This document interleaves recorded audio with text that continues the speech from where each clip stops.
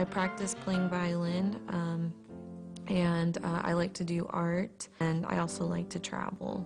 A lot of times whenever I travel, it's usually me and my mom that will go, and we have been a lot of places. I've been to England, France, Germany, the Netherlands, Greece, Spain, Morocco, Jordan, Saudi Arabia, Syria, Lebanon, Costa Rica. We've been all over. We like to go on vacations and just visit different places is what we like to do. I know that's like a big spare time, but like on a daily spare time, I guess going shopping would be something that we enjoy. Or going to some exhibit or going to a special program around town. Muslims like to do any activity like Americans like to do. I would not say that a woman in Islam is oppressed. I know that that is like the perception that a lot of Western people get just from maybe like a media that they've seen or movies or stuff that they have just heard. And a lot of times people get that impression and they never even knew a Muslim. And so they just automatically get that. And I think that when they meet somebody that's open about talking about Islam and just being okay with being Muslim, I think their minds definitely change, and they see like the lifestyle that we live and the actual way that we are and the actual understanding of who we are, and just letting them be okay with us asking questions is definitely a way that to get people not to think that way. A lot of people do ask me where I'm from, and I think a lot of times if they've never heard me talk, I think they're kind of shocked by my, I don't have any kind of accent, or I guess they were thinking maybe that I don't speak English either. And so a lot of times people are shocked by that, and just finding out, oh, that I was even born here too shocks them. But then, they just get to know me, and then it's easy. And I think that the reason why I would say I was American is just because I'm living here. I was fortunate enough to go on Hajj twice, and I was really excited to do all the 5 pillars of Islam. My trip actually for my first Hajj was paid for by somebody in Saudi Arabia. I was working at Iqra Foundation, an Islamic book service, and the one man in Saudi Arabia who's the head of it, he knew how excited I was to go on Hajj, and so he paid for me to go on Hajj. And I was met over there by people from the Muslim World League, and I went on a caravan or trip with a group of people all from Saudi Arabia. They explained everything to me and took me to all the various rituals that you're supposed to do in the Hajj, and it was pretty overwhelming. It was amazing, of course. People were telling me, be careful there, you can die there, it's so hard, and things like that. So I was like really scared because I had 2 little children by then, but I don't know, somehow Allah gave me the determination, and I went, and I just of course had the best time and the most amazing time. The main thing that I brought from there is how the Muslims from all other countries are there in large groups, and just how crowded it was and how many Muslims there is. I don't know, you feel different as an American to be one of the people who got to go on the Hajj. I remember when you started the Miqat, I was like really excited that I was at the Miqat. You change your clothes to your ihram that you're gonna wear. And I really like that part because everyone looks the same. You can't tell who's rich, who's poor. And it's just really great to be in like a uniform, and it's not a, fashion show or anything like that. It's a time just to worship God. But anyways, the first time I saw the Kaaba, that was, of course, unreal. You could actually see the place that you pray to, 5 times a day. That was just, of course, unbelievable. And Making tawaf around the Kaaba was like so satisfying. I don't know how else to describe it, but I don't know, just God is the center of your life, and you know, you just are showing with your physical self that that's the center of your life. That is really incredible.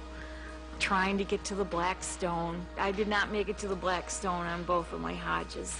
I did on an Umrah, on another Umrah that I went on. I was able to make it, but not without a struggle to get up there.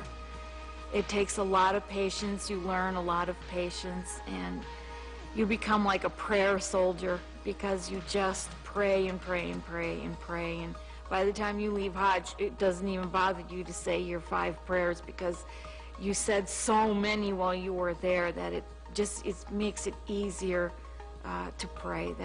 Was one of my experiences that came out of that.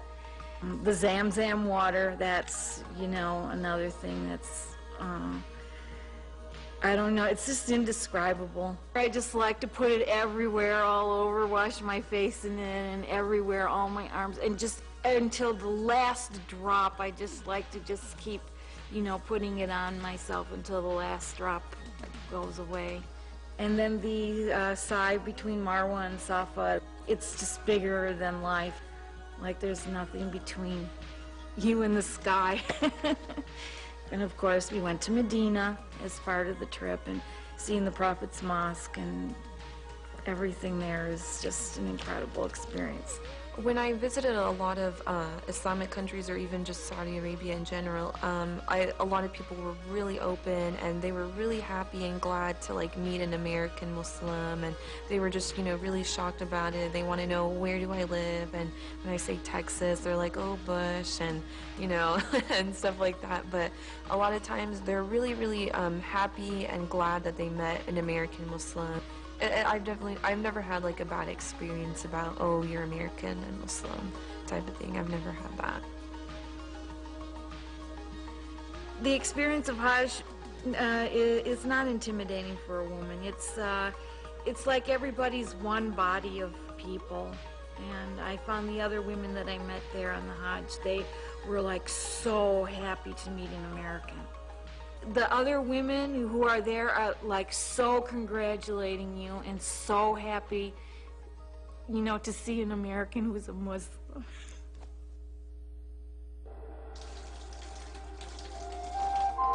The ritual of prayer that I like is, I do like the wudu because it does change your focus. You say something at each point, you know, like, only let my hands do good things.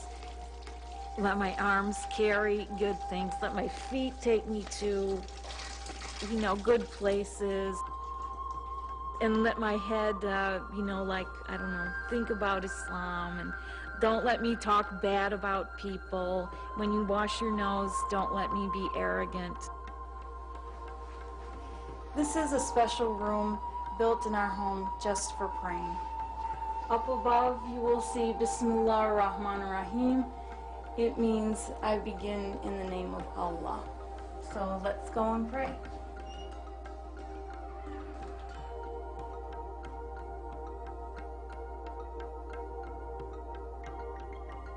And then the prayer is like something that's peaceful, and you like get in tune like with your body. You like, you know, you're in this like really fast pace here, which we have like in the United States, because you have to multitask and do everything yourself.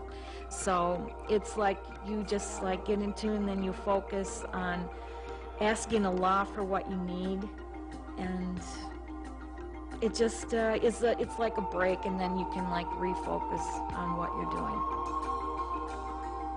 على الرغم من أن أميرة وأسرتها يتبعون توجيهات القرآن التي تدعو إلى السلام، كما هو الحال مع معظم المسلمين حول العالم، إلا أنهم يدركون أن هناك من لا يفعلون ذلك.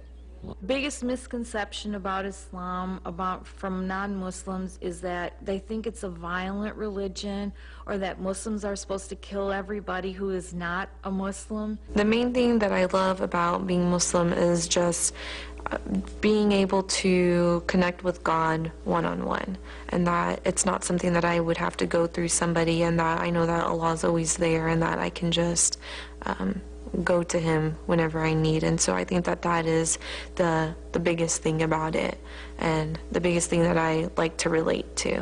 Okay, the message of Islam first, peace, very important, and you respect all the other religions as long as they worship God, the same God that created us all, and it's all religions are good as long as they do good, they don't harm people, and they worship the Creator.